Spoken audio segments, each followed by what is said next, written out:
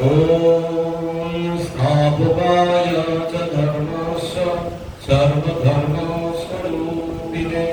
अवतारो वरिष्ठाय रामकृष्णाय ते नमः।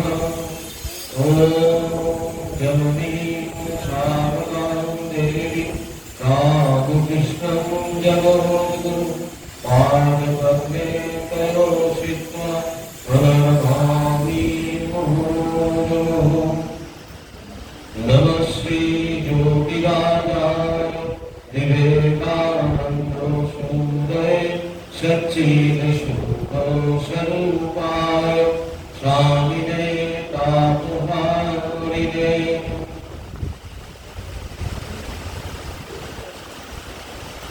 আমাদের এই এখন যে মাসটা চলছে সেটা শ্রাবণ মাস, আমরা জানি বোধহয় তৃতীয় সোমবার হয়ে গেছে। আসছে সোমবারটা বোধহয় তৃতীয় সোমবার। তো আমার মনে হলো যে আমরা তো একটা একটু বিষয়কে কেন্দ্র করে আমরা এখানে পাঠ আলোচনা করছি। তো আজকে এরকম ইচ্ছা যে আমাদের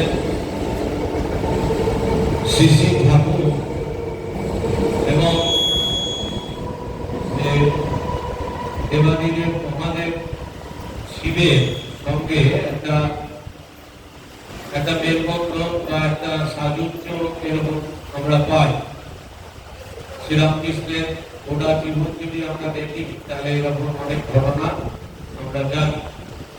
তো সেই জন্যে শিবময় শ্রীরামকৃষ্ণ এরকম একটা বিষয় আজকে ভেবেছি। তাই শুরু করার আগে আমরা আমাদের যে গ্রামের অধিষ্ঠাত্রী দেবী মা চামুণ্ডা শিবপাদপদ্মে কোটি কোটি সাষ্টাঙ্গ প্রণাম জানাই এবং মন্দিরে উপবিষ্ট মহাদেবের চরণেও আমরা প্রণাম জানাই। তাদের প্রণাম মন্ত্র উচ্চারণ করে আমরা আজকের অনুষ্ঠান শুরু করব। ওম জয়ন্তী মঙ্গলাকালী ভদ্রকালী কপালিনী দুর্গা শিবা ধনধাত্রী সহস্রাধা নমস্তুতে।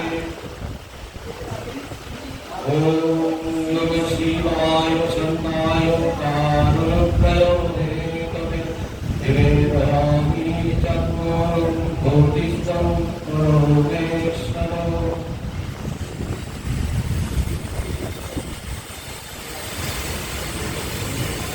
প্রথমে আলোচনা শুরু হবে এইরকম যে আমরা মহাদেব বা শিবকে আমরা বলি দেবাদিদেব, দেবেরও আদি দেব, যিনি সবাই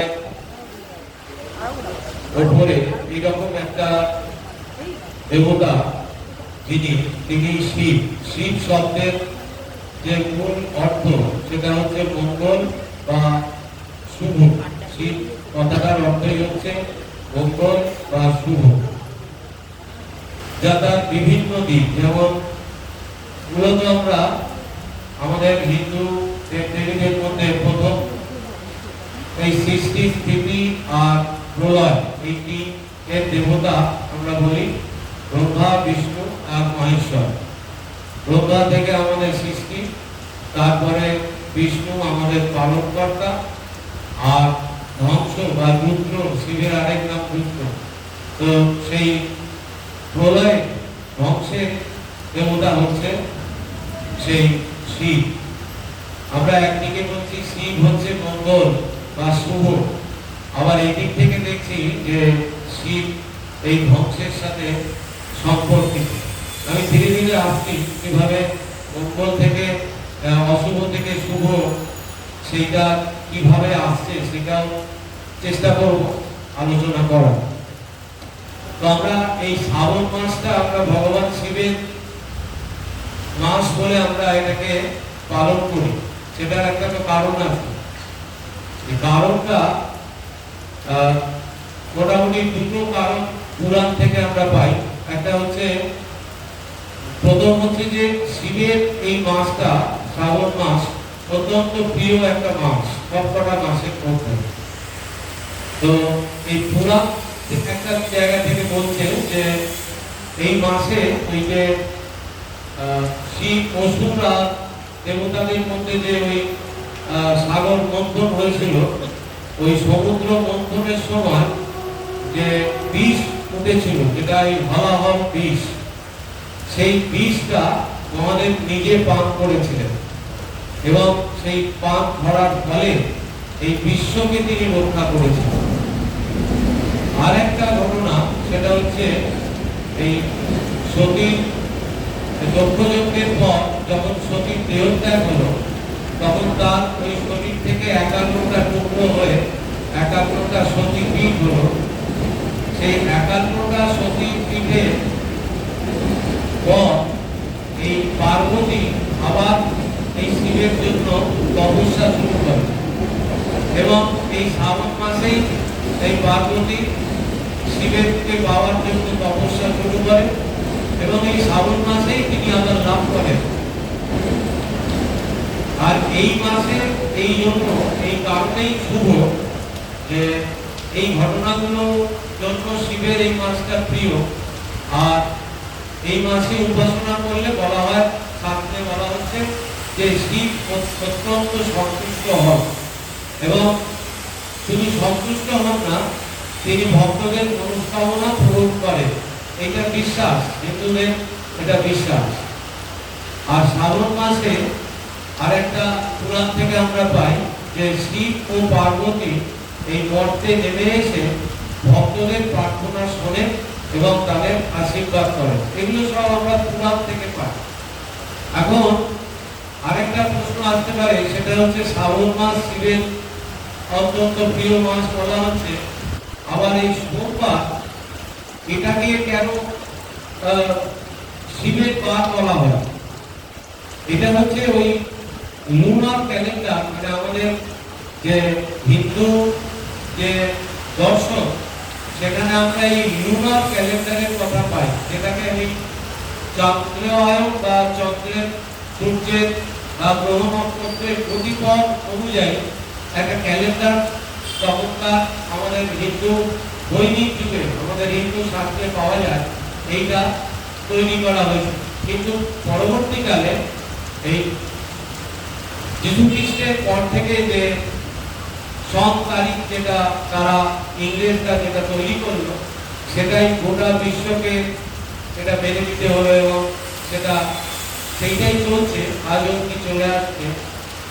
কোনো মাসে 28 দিন, কোনো মাসে 29 দিন, কোনো মাসে 30, কোনো মাসে 31।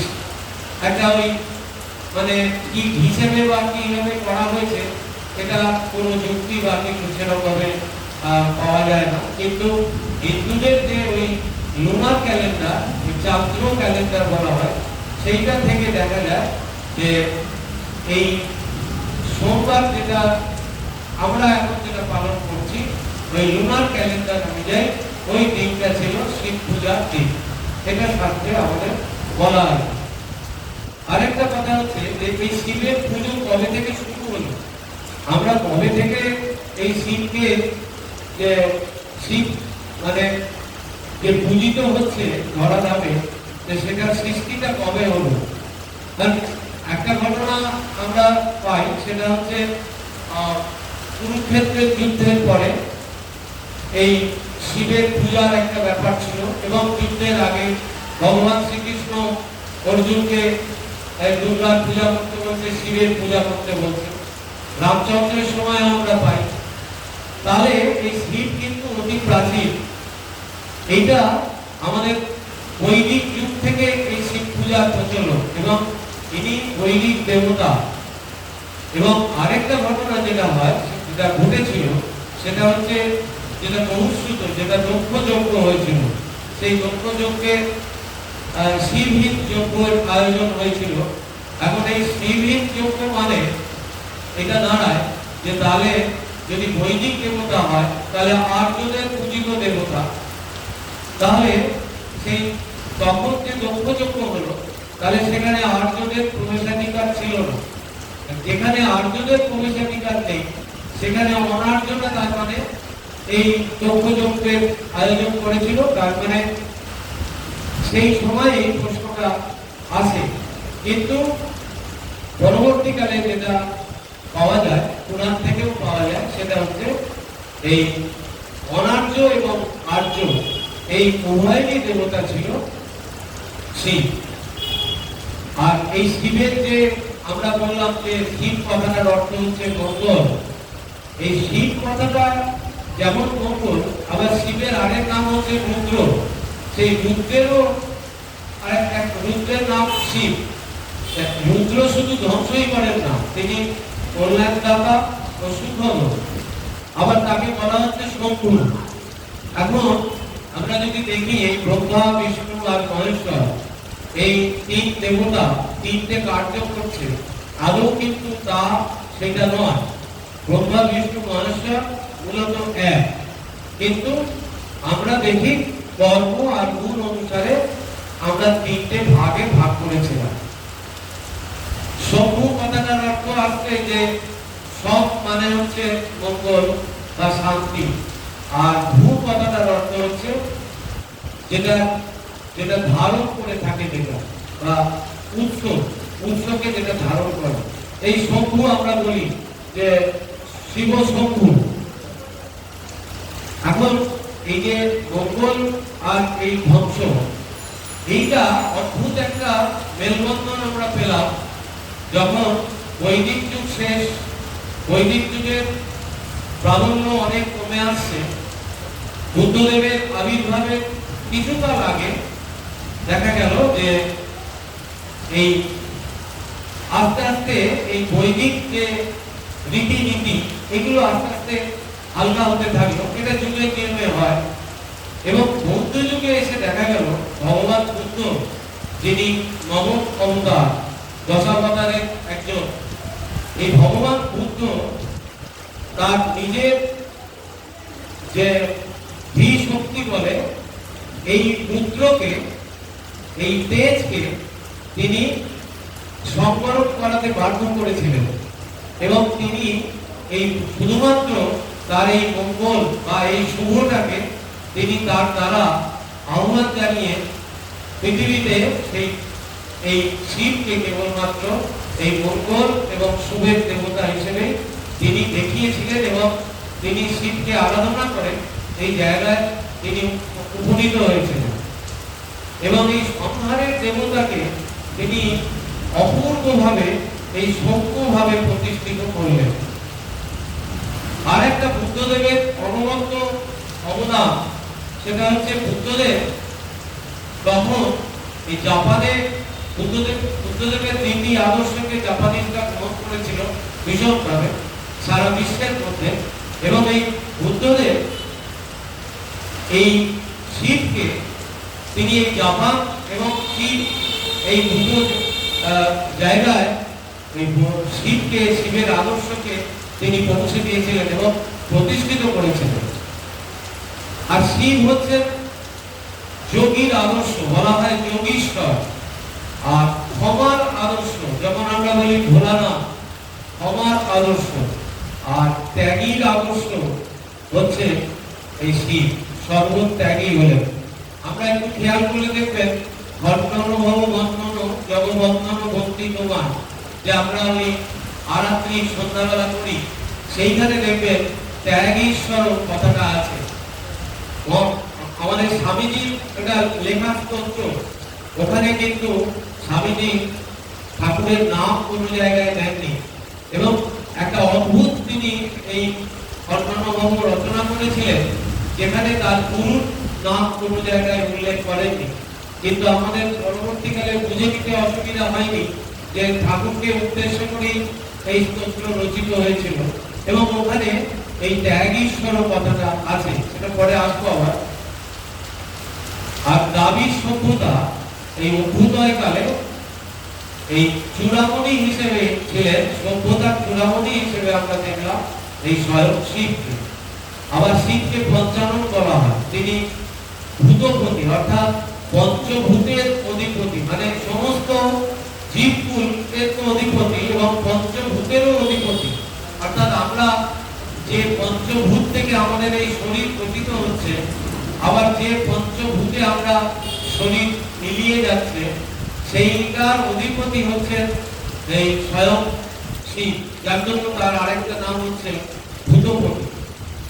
আর এই পঞ্চানন কেন, এই হিসেবে তার পাঁচটা মুখ, তিনি এই পাঁচটা মুখ দিয়ে তিনি এই জগৎকে দেখছেন, রক্ষা করছেন। আর জগৎকে রক্ষা করতে তিনি কালকূট পান করে বলে নীলকণ্ঠ, হাতে তার নরকপা, তিনি শ্মশানচারী, গলায় হাড়ের মালা, হাতে সিঙা ও ডমরু, সামান্য স্তুতি স্তব ও বিল্লপত্রে সদা সন্তুষ্ট, তাই আশুতোষ। শিবের দেখবেন আমরা শিবলিঙ্গে যখন আমরা পুজো করি, তখন ওই বেলপাতাতেই তিনি সন্তুষ্ট। এবং এই বেলপাতা কেন শিবের প্রিয় হলো, সেটারও কাহিনী আছে, সেটা অনেক বড় কাহিনী। এই ছোট করে যদি বলা যায় এরকম, যে একদিন জঙ্গলে একজন ব্যাস, তিনি শিকার করতে করতে অনেক রাত্রি হয়ে গেছিল, তখন তার ফেরার উপায় ছিল না। তখন তিনি একটা গাছের ডালে উঠে পড়লেন। উঠে তিনি নিচের দিকে তাকিয়ে দেখছেন যে সেই গাছটা বেল গাছ, এবং এই বেল গাছের উপরে বসে তিনি দেখছেন যে এই বেল পাতা গুলোয় ওই উপর থেকে ওই শিশিরের জল পড়ছে, আর ওই বেল পাতাটা যখন ভারী হয়ে উঠছে, তখন ওটা গোটা থেকে খুলে ওটা তলায় পড়ে যাচ্ছে। এরপরে ব্যাগের হঠাৎ মনে হলো, আচ্ছা দেখি তো এটা কোথায় পড়ছে। তখন দেখা গেল ওই বেল গাছের নিচে একটা শিবলিঙ্গ, এবং ওই বেলপাতাগুলো সব পড়ছে ওই শিবলিঙ্গের মাথায়। সেইটা তখন এইখান থেকে এই পুরাণটা বলছে যে এইখান থেকে বোঝা যায় যে কেন বেলপাতা শিবের প্রিয়। আর এমনি তো জানি তিনি শ্মশানচারী, ভস্ম থেকে ঘুরে বেড়ায়। কেন?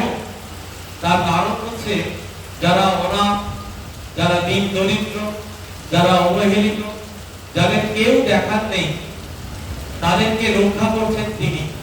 তাই তাদের মতো বেশভূষা, তিনি দেবাদিদেব হয়েও তাদের মতো বেশভূষা এবং ভস্ম মেখে ঘুরে বেড়াচ্ছেন।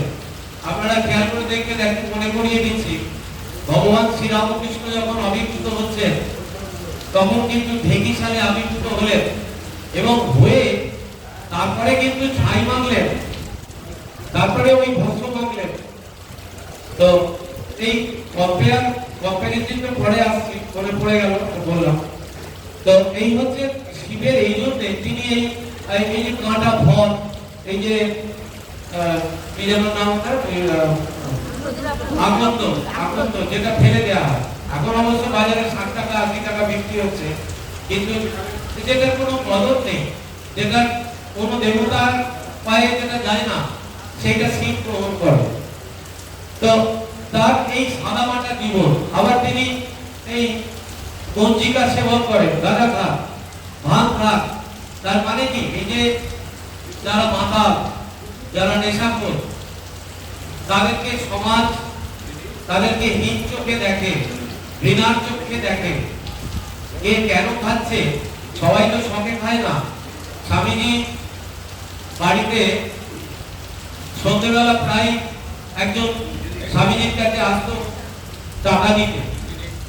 তো একদিন এরকম স্বামীজি প্রতিবাদ করছে, বলছে যে তুমি এরকম রোজ রোজ এই লোকটাকে টাকা দাও, এই তো গিয়ে মদ খাবে।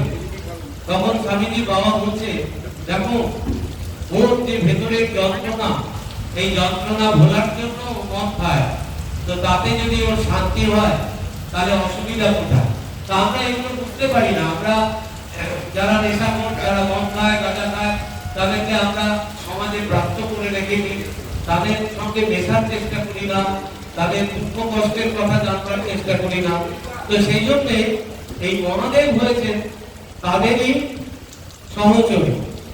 তো আরেকটা কথা হচ্ছে এই যে তিনি এই অল্প সামান্য বেলপাতা আর এতে এত সন্তুষ্ট যে গঙ্গা জল না পেলেও এমনি জল বা দুধ না পেলেও এমনি জল দিলেও তিনি সন্তুষ্ট।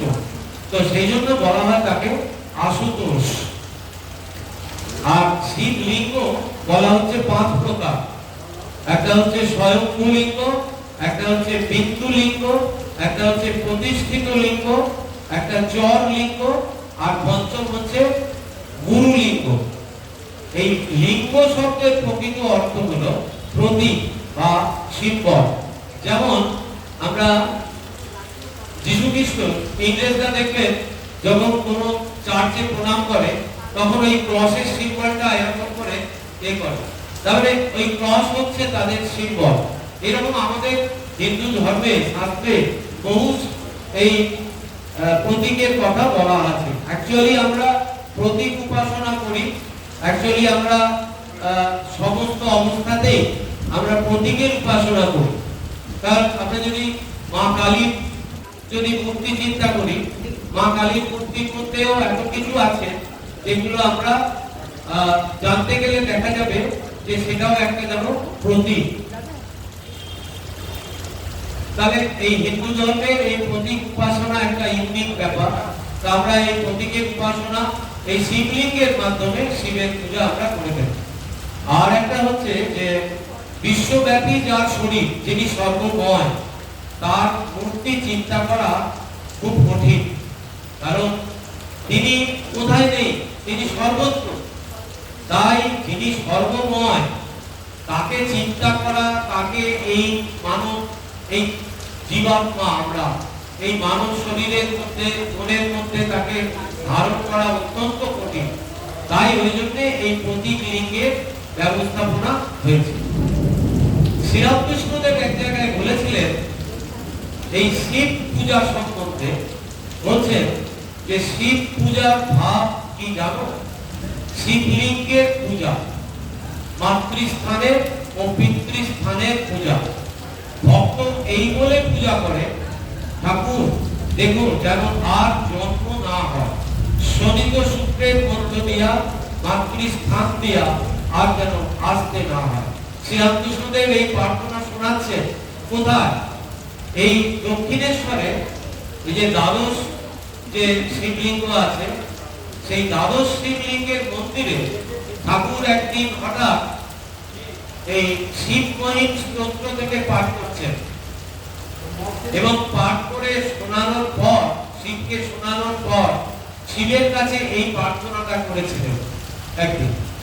এবং আরো একটা ঘটনা মনে পড়ে যায়, এই ঠাকুরের যে ছবি আমরা পূজা করি এটাও কিন্তু ওই প্রথমে শিব মন্দিরে ছিল, তারপরে ঠাকুরকে রাধা গোবিন্দের মন্দিরে তোলা হয়েছিল। আর ঠাকুরের প্রিয় জায়গা ছিল ওই শিবের মন্দিরের সিঁড়ি। আর মহেঞ্জোদড়োর যে ইতিহাস আমরা পাই, সেই মহেঞ্জোদড়োর ইতিহাস থেকে আমরা পাই যে এই ক্রিট আর মিশর এই প্রভৃতি দেশে পবিত্র প্রতীক হিসেবে শিব বাহন বৃষ শিলমোহরে অঙ্কিত ছিল। বৌদ্ধ ধর্মের প্রভাবে চীন ও জাপানেও শিব প্রতিষ্ঠিত ছিল। শিবের মনুষ্যাকার মূর্তির সাক্ষাৎ পাওয়া যায় ভারতের প্রাচীনতম মুদ্রা। এই মুদ্রায় শিব দণ্ড কমণ্ডলধারী দ্বিভুজ দণ্ডায়মান মূর্তিতে অবস্থান করছেন।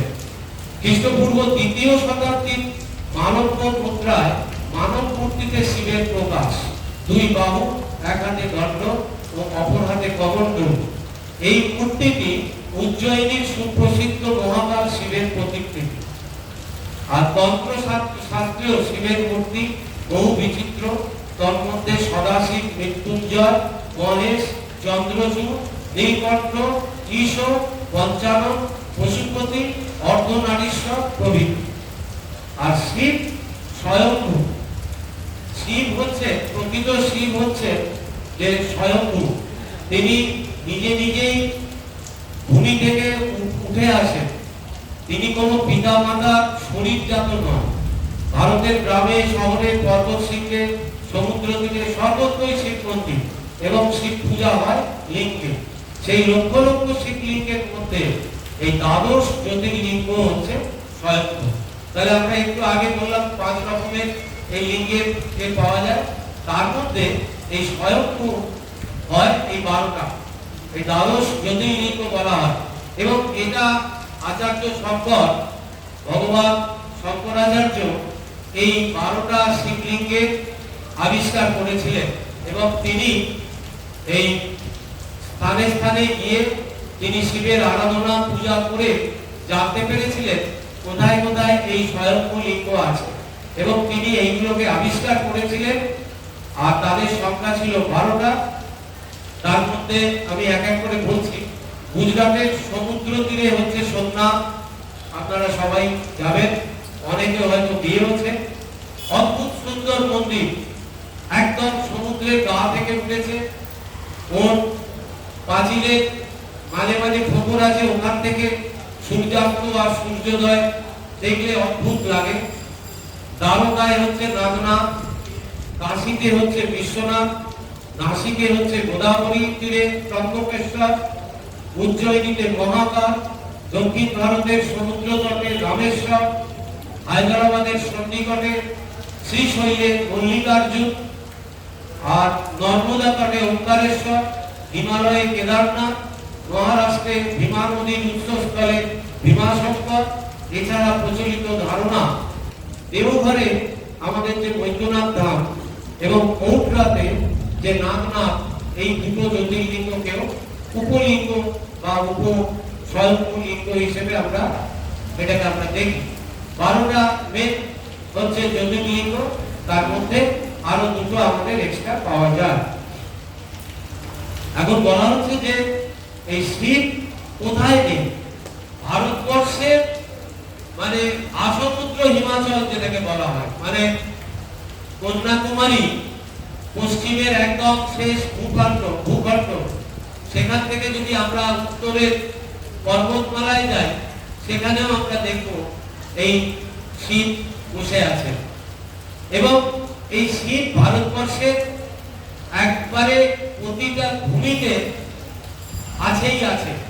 কারণ ভারতবর্ষের একটা ইউনিক একটা ধর্মের দিক, সেটা হচ্ছে যে আমরা সামান্য একটা নুড়ি পাথরকে গাছতলায় রেখে এবং সেটা আমরা দেবতা হিসেবে আমরা পূজা করতে পারি। এই যে ইউনিকনেস, এটা বিদেশিরা বলেছিল তোমরা পুতুলের পূজারী। স্বামীজি প্রমাণ করে দিয়েছিল যে না, পুতুলের পূজারী আমরা নই, আমরা তার পূজারী যেটা একটাই। বিভিন্ন নামে বিভিন্ন ভাবে ভক্তের কাছে বিভিন্ন ভাবে তিনি ধরা দেন।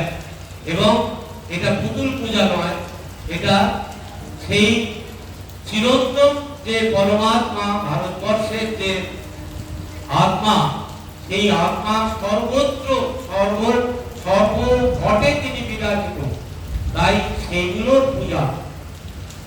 আর বলছেন যে শিব হচ্ছে ভিক্ষাজীবী। একটু আগেই বললাম, যারা পিছিয়ে পড়া, যারা দরিদ্র, অবহেলিত, ঘৃণিত আমাদের চোখে সমাজে, তাদেরই প্রতিরূপ হয়ে তিনি তার পোশাক। তিনি ভিক্ষাজীবী, ব্যাঘ্রচর্ম পরিহিত, ভস্ম বিভূষিত, বৃষবাহন। বৃষবাহন মানে ওই মোষ হচ্ছে তার বাহন, আর সর্বালঙ্কারে সজ্জিত, সাপ গলায় রয়েছে, গঞ্জিকা সেবী, গাঁজা খায়, আর অনিকেত মানে তার কোনো ঘর বাড়ি নেই, তিনি আকাশ আশ্রয় করে আছেন।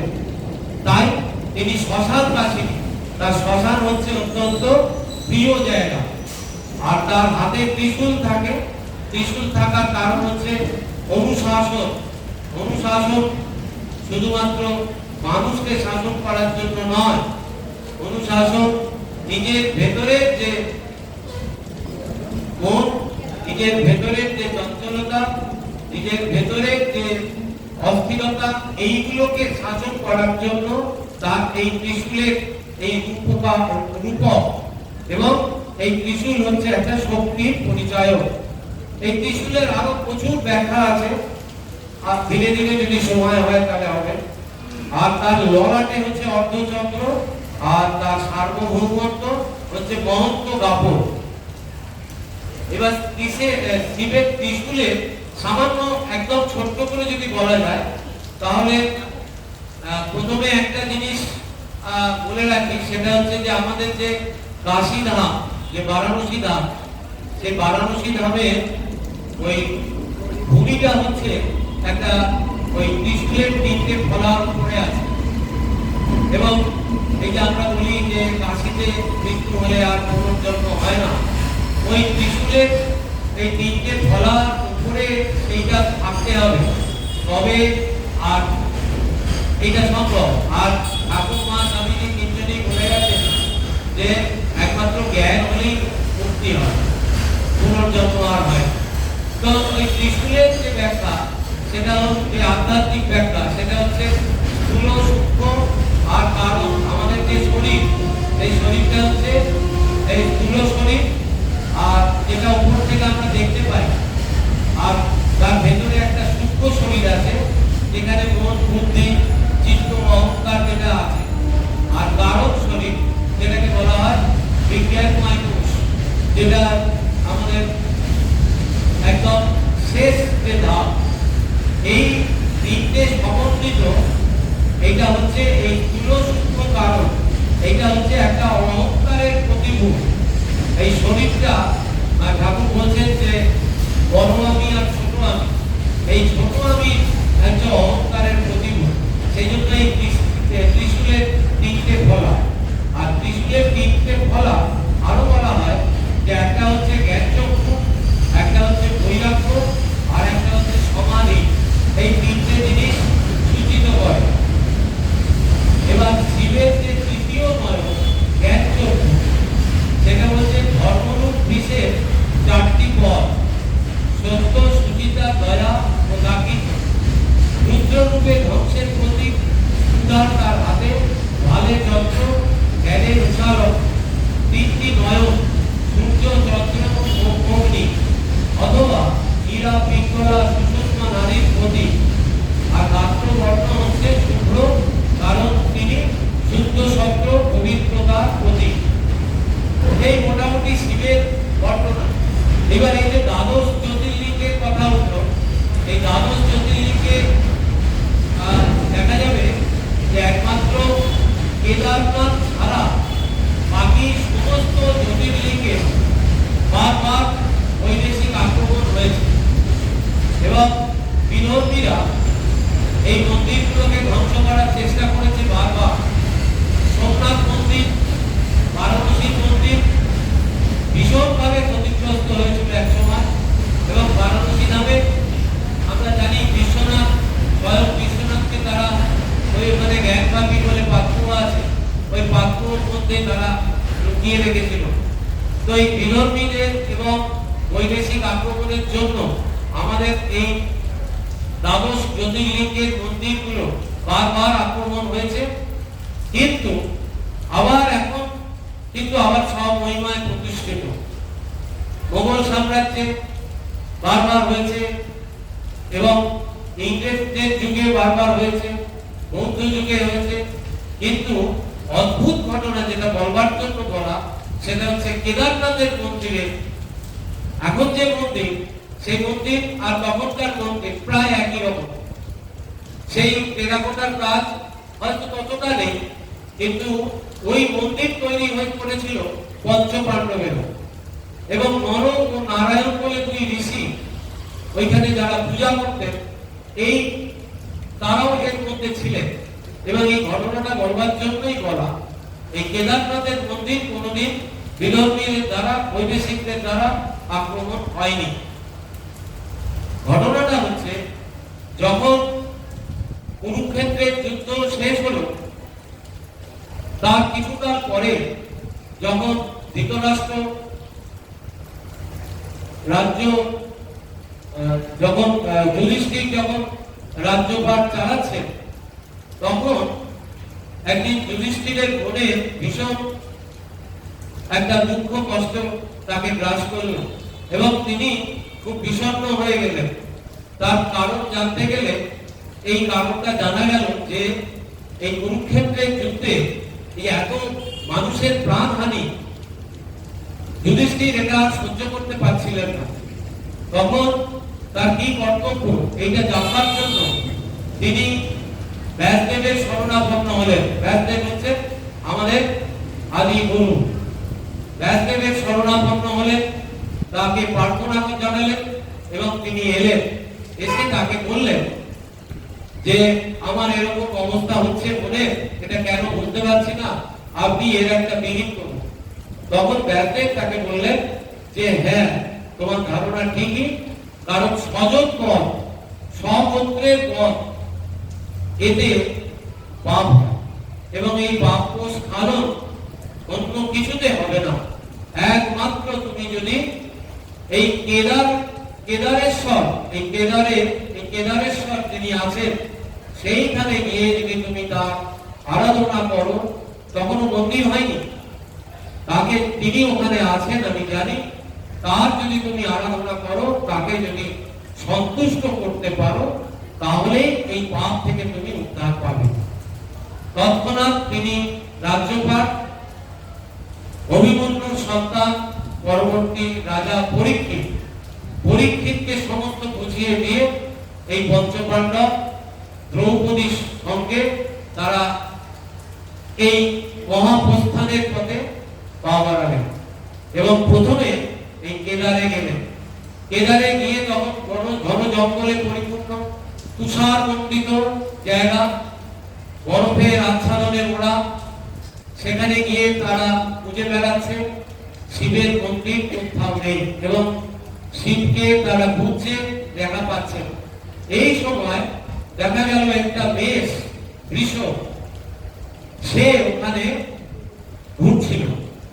তখন এই নকুল আর সহদেব এই বৃষকে দেখতে পেল এবং নকুল সহদেব বৃষকে দেখা মাত্রই এই যুধিষ্ঠিরকে খবর দিল।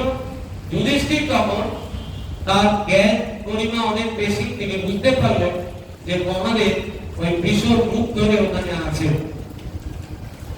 এই কথাটা যে ভীমের কানে গেল, সে তো বিরাট যোদ্ধা, এবার ওই ভীম তখন ওই বৃষকে তাড়া করলো ধরবার জন্য। এবার ওই বৃষ তারা খেতে খেতে ওই যেখানে কেদারের এখন মন্দির, ওই মন্দিরের মাটি খুঁড়ে ওই মুখটা ঢুকিয়ে দিয়েছে। দেখবেন কেদারের মন্দিরে খালি পিঠটা দেখা যায়। এই সময় তখন এই পঞ্চপাণ্ডব ওইখানে চলে এসছে আর ওই বৃষ পাতালে প্রবেশ করছে। এই সময় তখন ওরা এই মহাদেবের স্তবস্তুতি করতে আরম্ভ করলো এবং তাকে আর ভেতরে প্রবেশ করতে যাতে না হয়, ওই অবস্থাতে যাতে তার আরাধনা করতে পারে, এই সকরূপ প্রার্থনা মহাদেবের কানে পৌঁছানো এবং মহাদেব কৃপা করে ওইভাবে তাদেরকে দর্শন দিলেন এবং ওই জায়গায় ওইভাবে ওই জায়গাতেই মন্দিরটা, তারপরে তারা তাদের ওই শিব সন্তুষ্ট হয়েছিলেন, বর দিয়েছিলেন এবং তাদেরকে বলেছিলেন যে তোমরা আর ওই জায়গায় ফিরে যাবে না, তোমরা মহাপ্রস্থানের পথে চলে যাবে। এবং তারা ওই শিবের মন্দিরের, ওই কেদারের মন্দিরের পেছন দিয়ে যে রাস্তা, সেই মহাপ্রস্থানের পথে তারা চলে গিয়েছিলেন এবং এই মন্দিরটা নির্মাণ করে দিয়েছিলেন। এই হচ্ছে কেদারের ঘটনা এবং অদ্ভুত একটা ভারতবর্ষের ব্যাপার। এই কেদারের মন্দির ধ্বংস হয়নি, কিন্তু আপনারা স্মরণ করুন কিছুদিন আগে যখন ওই বাঁধটা এলো, দেখবেন ওই ঘন্টাটা অবধি ওই নড়াচড়া করেছে কিন্তু পড়ে যায় এবং ওই ঘন্টা ধরে একজন মানুষ 24 ঘন্টা বেঁচেছে। তাহলে এই হচ্ছে ভগবান শিবের মাহাত্ম্য। এবারে আসি যে শিব সেই যুগে, এই যুগেও আছেন শিব, কিন্তু ভগবান যখন আমাদের কাছে প্রকট হন, সেটা কিন্তু একটা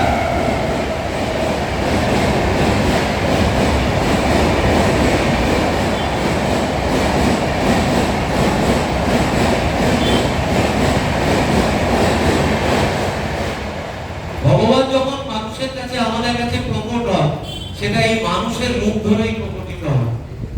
কারণ এই যুগে আমরা শ্রীরামচন্দ্র, ভগবান শ্রীকৃষ্ণ, বুদ্ধ, চৈতন্য পরপর আমরা দেখছি যে এইভাবে এই ভগবান তাদের ভেতর দিয়ে লীলা করছেন।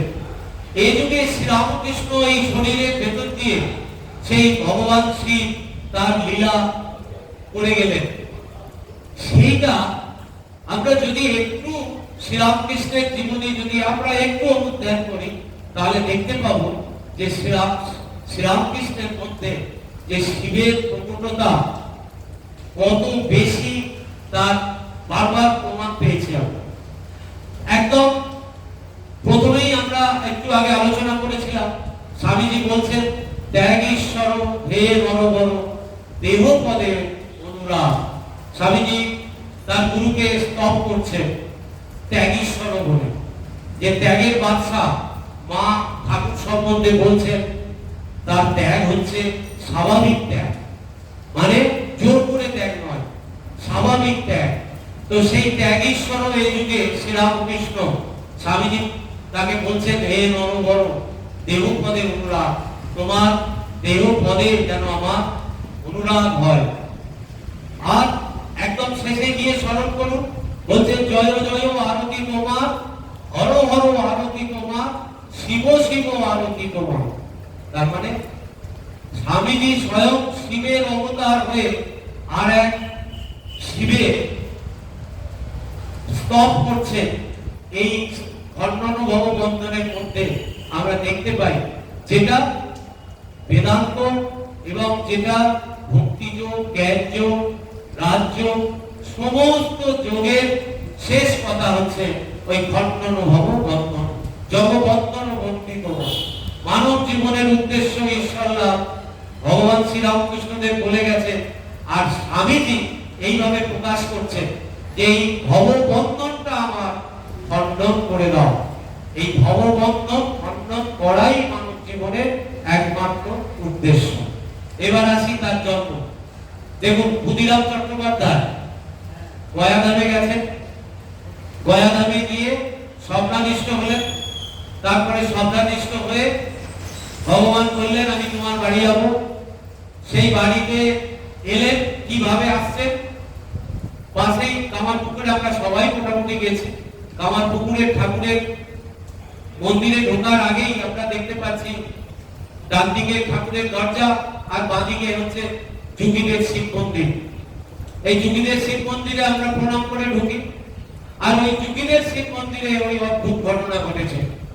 তার মা চন্দ্রামণি দেবী একদিন বাড়ির একজন ঝিকে বলছেন ওই যে একটা ওই শিব এর ওই লিঙ্গ থেকে একটা জ্যোতি এসে আমার উদরে প্রবেশ করলো এবং মনে হলো আমি যেন গর্ভবতী হলাম। তাহলে এই ঘটনা প্রমাণ করে যে এই স্বয়ং শিব আবার এই ধরাধামে আবির্ভূত হচ্ছে। আর আরেকটা ঘটনা, পরে গদাধর যখন বড় হলো, যে শ্রীরামকৃষ্ণের বাল্য নাম তো গদাধর, তো সে গদাধর যখন বড় হচ্ছে তখন দেখা যাচ্ছে তার যখন 6 বছর বয়স, তখন ওইখানে ওই পাইকদের বাড়িতে দেখবেন, আমরা ওখানে গেছি, পাইকদের বাড়িতে ওই শিব আর বিষ্ণু একসাথে মন্দির আছে। এখন একটু নতুন করে আবার ভালো করে বাঁধানো হয়েছে। তো ওখানে ঘরের চালে একটা আট চালা ছিল।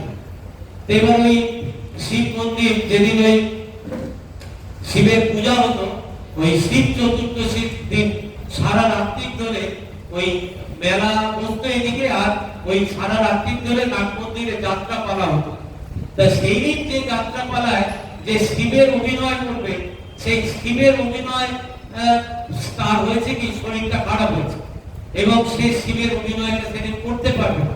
সেই জন্য পাড়ার লোকেরা তখন ঠিক করলো যে এই গদাই এই শিব সম্বন্ধে অনেক কিছু জানে, তা ওকে যদি একবার রাজি করানো যায় তাহলে এইটা তাহলে উঠে যাবে। তখন এই গদাইকে বলে বলে রাজি করানো হলো। তাকে সাজিয়ে টাজিয়ে যখন ভিন রুমে রাখা হলো, তখন গদাই শিবের চিন্তায় বিভোর, তখন অলরেডি অর্ধবাচ্য দশা। আর ঠাকুরের তার আগে একবার ওই ভাব সমাধি হয়ে গেছে। এটা দ্বিতীয়বার যখন ওই বাইকের ওই যাত্রা সবাই যখন ঠাকুর যখন স্টেজে প্রবেশ করছে, তখন ওই শিবের মন্ত্র যেই আওয়াজে উচ্চারণ করতে করতে ঠাকুর সমাধিস্থ হয়ে গেল। এই ঘটনা আমরা জানি। এবং এই যে আরেকটা ব্যাপার, সেটা হচ্ছে যে কামারপুকুর চটিতে যে ওই যে যারা তীর্থযাত্রী, যারা বিশেষ করে পুরী যেত, তারা ওই কামারপুকুর চটিতে আশ্রয় নিত, ওখানে রান্না বান্না করতো, একদিন দুদিন থাকতো। আর ঠাকুরের কাজ ছিল তাদের কাছে বসে বসে ওই তাদের আলোচনা শোনা। তারা যখন ওই বেদ উপনিষদ এইসব নিয়ে যখন আলোচনা করতো, ঠাকুর ওইখানে বসে বসে সব শুনতেন।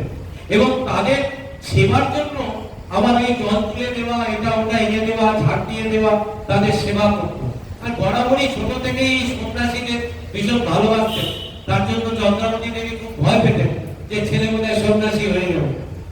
আর একটা ঘটনা, সেটা হচ্ছে যে এই শিব মূর্তি আর শিব দুর্গার মূর্তি ওই কামারপুকুরে যারা এই মূর্তি করত, তাদের ওই মূর্তি করার দেখে ঠাকুরের ঠিক পছন্দ হতো। তারা বলতেন যে এই মূর্তি হয়। ঠাকুর একবার এরকম মূর্তি করে চমকে দিতেন যে তার যে শিল্পী সত্তা এবং তার সাথে আধ্যাত্মিকতা, এই দুটোর মেলবন্ধনে অপূর্ব শিব মূর্তি এবং শিব দুর্গা মূর্তি তিনি করতে পারতেন। দক্ষিণেশ্বরে ঠাকুর যখন এলেন দাদার সাথে, তখন তার ভক্তি বিশ্বাস সব অটুট। ধীরে ধীরে তিনি ওখানে সাধন পথে এগোলেন। মা কালীকে চিন্ময় মৃন্ময়ী মূর্তিকে চিন্ময়ী মূর্তিতে তিনি প্রকাশ করলেন, আমরা জানি। এবং সেই কালী যে নিঃশ্বাস ফেলে সেটাও আমাদের দেখালেন। এই সাধন পর্বের শেষে যখন ধীরে ধীরে এই সন্ন্যাসী সংঘ প্রতিষ্ঠার জন্য এই পরবর্তীকালে তার সন্তানেরা যখন আসছে, স্বামীজি থেকে আরম্ভ করে ব্রহ্মানন্দ মহারাজ, মহাপুরুষ মহারাজ সকলে যখন আসছেন, তখন অনেকে এসে গেছেন। মানে 10-12-16 জনের মধ্যে প্রায় 10-12 জন চলে এসছেন, নিয়মিত আসা যাওয়া শুরু করে দিয়েছে। কেউ কেউ থাকছে, লাটু মহারাজ এখানে থাকেন। এই সময় একদিনের একটা ঘটনা, এর আগেও বলেছি, আপনারা জানেন। সেই দিন ঠাকুর এই রামকৃষ্ণ মিশনের পরবর্তীকালে এই রামকৃষ্ণ মিশনের যে মোটো, যে আদর্শ এবং উদ্দেশ্য কি হবে, সেইটা সেদিন ঠাকুর সেই দক্ষিণেশ্বরের ঘরে বসে দিয়ে গেলেন। সেটা কি? শিব জ্ঞানে জীব সেবা। ঠাকুর বললেন চৈতন্য মহাপ্রভুর কথা, যে সেদিন পাঠ হচ্ছিল, আলোচনা হচ্ছিল, এবং বৈষ্ণবদের বলছিলেন অবশ্য কর্তব্য বিষয় যে নামের রুচি, জীবের দয়া আর বৈষ্ণব পূজন, এই তিনটে অবশ্য পালনীয় কর্তব্য। সেইখানে ঠাকুর সব চৈতন্য মহাপ্রভুর কথাকে সে যুগের জন্য ঠিক, এই যুগে এসে সেই কথাকে আরো নতুন করে রেকটিফাই করে দিলেন যে শিব জ্ঞানে জীব সেবা। সেই রামকৃষ্ণ মিশনের এই মোটো একমাত্র স্বামীজি বলেছিলেন যে আজকে একটা নতুন আলোক পেলাম, যদি ভগবান দিন দেন তাহলে করে দেখাবো। তো সেই স্বামীজির আত্মনম মুখার্থম জগৎ পিতায় জয়, এই যে আদর্শ আর এই যে কর্মপন্থা সেদিন ঠাকুর ঠিক করে দিয়েছিলেন। এরপরে আমরা আরেকটা অদ্ভুত ঘটনা পাই, সেটা হচ্ছে আমাদের দক্ষিণেশ্বরে, যেটা উত্তর দিকের যে বারান্দা, যেদিকে এখন এই রানী রাসমণির যে স্ট্যাচু হয়েছে সেই বারান্দা, সেই বারান্দায় একদিন মধুর বাবু দেখছেন ঠাকুর একবার যখন পশ্চিম দিকে যাচ্ছেন তখন দেখছেন কালী, আবার যখন বিপরীত দিকে যাচ্ছেন তখন দেখছেন শিব। মধুরের বিশ্বাস হলো না প্রথমে, মধুর চৌকুলোতে আবার দেখলেন সত্যি। তারপরে ছুটে গেলেন ঠাকুরের কাছে, পা দুটো জড়িয়ে হাউ হাউ করে কাঁদলেন, বলছেন যে বাবা তোমাকে জানতাম তুমি সত্যিই একজন ভগবান, কিন্তু আজ তুমি দেখালে তুমি সবকিছু, মানে কালী আর শিব, ব্রহ্ম আর তার শক্তি, এই দুটো মিলেমিশে একাকার, মানে তিনি কি নন। মধুরবাবু পরে একটা ভালো কথা বলেছেন, সেটা পরে আমরা আসবো, সেটা বলেই নি এখন। মধুরবাবু পরবর্তীকালে তার যে বই, সেই বইয়ে পাই, সেখানে বলছেন যে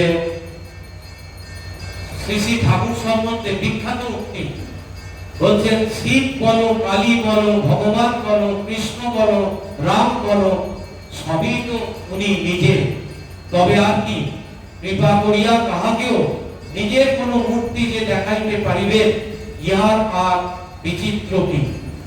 আর শ্রী শ্রী ঠাকুর জীবদ্দশায় বারবার একটা কথা বারবার বলেছে, অবশ্য সেটা অর্ধবাচ্য দশায়, কারণ ঠাকুর নিজেকে প্রচার করতে চাইছেন না।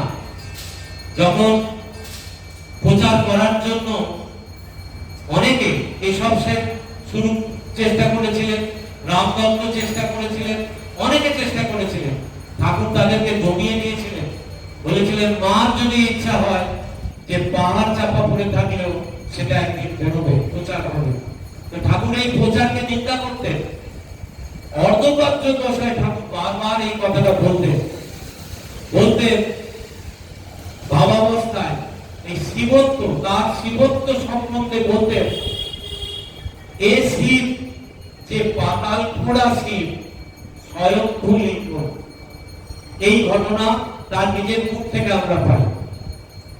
আর একটা ঘটনা, রামকৃষ্ণ মিশনের যে উদ্দেশ্য আদর্শ মোটো আমরা পেলাম ঠাকুরের শিব জ্ঞানের দিক সেবা উক্তি থেকে। আবার একটা ঘটনা আমরা পাই, দেখুন এইগুলো একটু যদি ভেতরে আমরা বিচার বিশ্লেষণ করি, তাহলে দেখবো যে শ্রীরামকৃষ্ণই সমস্ত পরিকল্পনা দিয়ে গেছেন, করে গেছেন, সেইটা একমাত্র ধরতে পেরেছিলেন স্বামী বিবেকানন্দ, যার জন্য স্বামী বিবেকানন্দ ছিল তার এক নম্বর প্রধান ভাষ্যকার।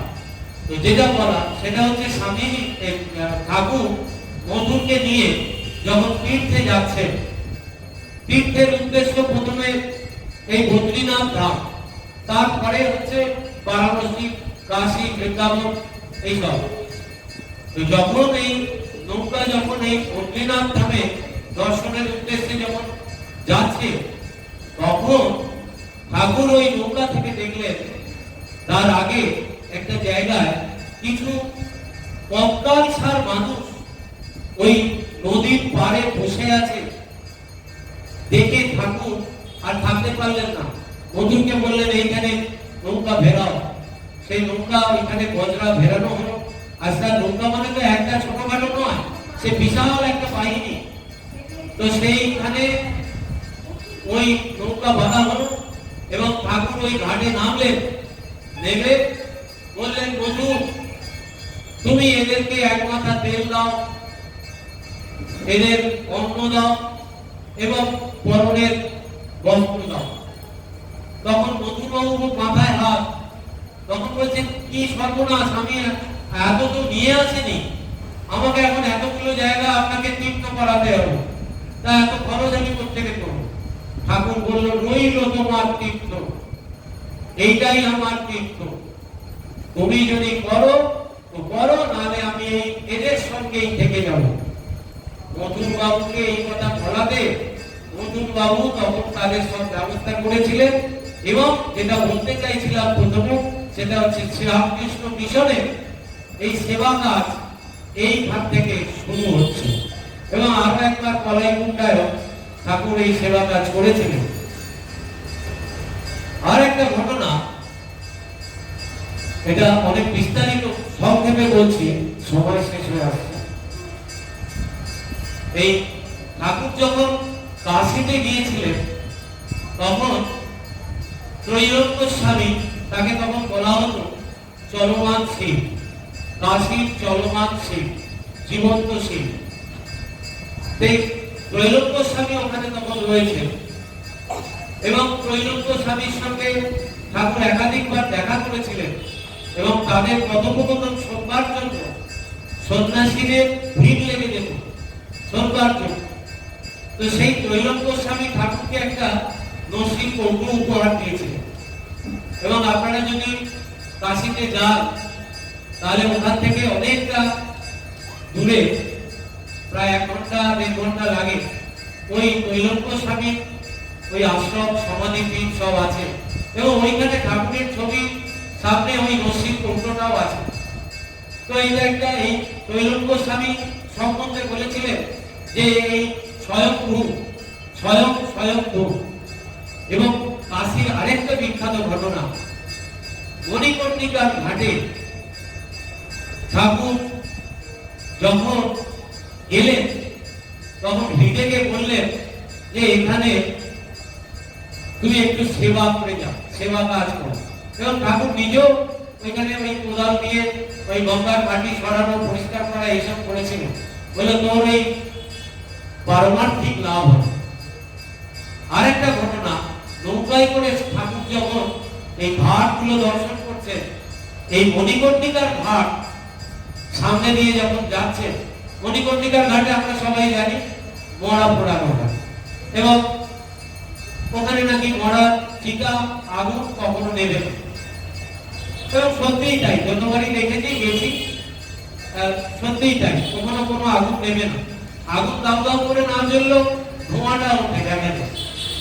তো সেই ঠাকুর যখন ওই বজরায় নৌকায় যাচ্ছে তখন ওই ভেতর থেকে ওই মণিকর্ণিকা দেখে ঠাকুর একবারে এক লাফে নৌকার বাইরে একদম চলে এলেন এবং হৃদে আর মধুর বাবু দুজনে দুদিকে ধরে রাখলেন এবং ঠাকুর আনন্দে দুহাত তুলে নাচতে আরম্ভ করে দিয়েছেন ওই মণিকর্ণিকার ঘাট থেকে। যে মধু জলন্ত দাউ দাউ করে চলছে, আমরা তো ভাববো যে আরে এই লোকটা কি এরকম মৃত্যুকে ভালোবাসে নাকি? না, ঠাকুর পরবর্তীকালে বলে দিয়েছেন যে দেখলাম সাক্ষাৎ শিব এবং অন্নপূর্ণা কালী রূপে এসে ওখানে সকলের কানে তার নাম দিচ্ছেন এবং সকলে মুক্ত হয়ে যাচ্ছে।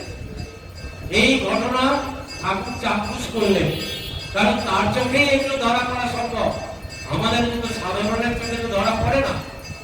এই ঘটনা এবং এই শিবের সঙ্গে ঠাকুরের যে একটা অদ্ভুত সাদৃশ্য, এগুলো আমরা ঠাকুরের জীবন থেকে পাই। আর স্বামীজি যখন এই পাহাড়ে মানে স্বামীজি পাহাড় খুব প্রিয় ছিল, বিশেষ করে হিমালয়।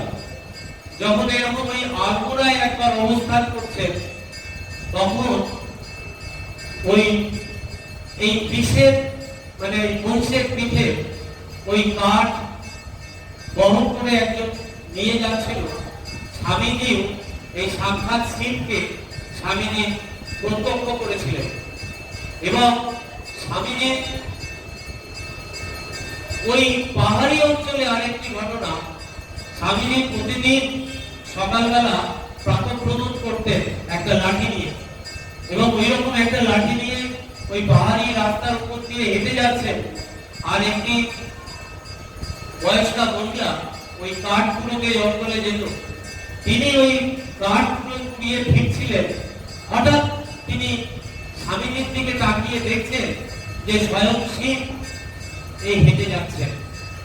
তাহলে আমরা এই দিকে এসে আমরা সেই দেবাদিদেবের এই যে মাহাত্ম্য এবং দেবাদিদেবের যে বিশেষত্ব, সেটা আমরা এই যুগে এই অবতার এবং অবতারের প্রধান পার্শ্বদের মধ্য দিয়ে আমরা দেখতে পাই। আজকের এটা একদম শেষে এসে গেছি। এই শিব মহিম স্তোত্র থেকে আমি এই দুটো শ্লোক একটু বলে শেষ করব। এই দুটো শ্লোক মানে ভীষণভাবে আমাদের জন্য দরকার এবং শ্রী শ্রী ঠাকুর, শ্রী শ্রী মা এবং স্বামীজি মহারাজ এরা তিনজনে বিভিন্ন জায়গায় বিভিন্ন ভাবে এই শ্লোকের ব্যাখ্যা শ্লোক উচ্চারণ করেছে। তাই মঙ্গলজনক যা কিছু করা তাই মঙ্গলের জন্য। তাই শেষ করব এই শ্লোক দুটো দিয়ে।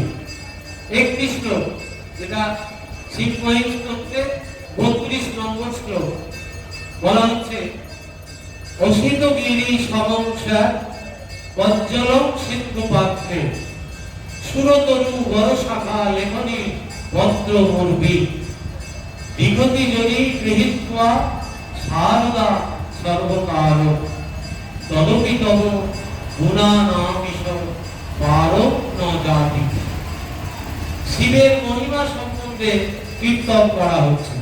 বলা হচ্ছে নীল পর্বত যদি কালী হয়, সাগর যদি মসিপাত্র হয়, পারিজাত বৃক্ষের শ্রেষ্ঠ শাখা যদি কলম হয়, পৃথিবী যদি লিখিকার চক্র হয়, আর এই সমস্ত বস্তু লইয়া সরস্বতী যদি চিরকাল ধরিয়া লিখিতে থাকেন, তথাপি দেব ঈশ্বর তোমার গুণ সমূহের ইয়ত্তা হইতে পারে না।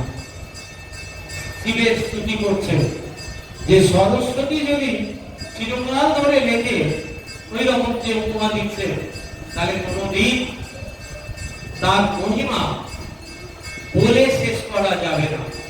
আরেকটি শ্লোক যেটা হচ্ছে 7 নম্বর শ্লোক, যেটা বিখ্যাত শ্লোক, তার দ্বিতীয় পর্বটা স্বামীজি চিকাগো অ্যাড্রেসে, চিকাগো ধর্মসভায় স্বামীজি বলেছিলেন একদম শেষে, হিন্দু ধর্মকে বিশ্বের দরবারে স্বামীজি প্রতিষ্ঠিত করেছিলেন। এই শ্লোকটি বলে শেষ করুন, প্রথমটা নয়, দ্বিতীয় অংশটা বলছেন ত্রয়ী সাংখ্যম যোগ পশুপতি মগ বৈষ্ণব নীতি প্রভিন্নে প্রস্থানে পরম ঈদ মদ পথ্যমিতি রুচিনাম বৈচিত্রা দ্বিজ কুটিলানা নানা পথ জুষা ঋণামেব গম্যস্তমসি পয়োসামর নমৈব। বলছেন বেদত্রয় সাংখ্য, যোগ, পশুপতি মত এবং বৈষ্ণব প্রভৃতি বিভিন্ন শাস্ত্র বিষয় ইহাই শ্রেষ্ঠ এবং ইহা উভয় সুখকর এইরূপ বুদ্ধি আছে বলিয়াই লোকে নিজ নিজ রুচির বৈচিত্র্য হেতু সরল ও বক্র নানা পথ অবলম্বন করে। তথাপি নদী সমূহে যেমন সমুদ্রই একমাত্র গতি, তেমনি দুনিও সকল মানুষের একমাত্র গতি।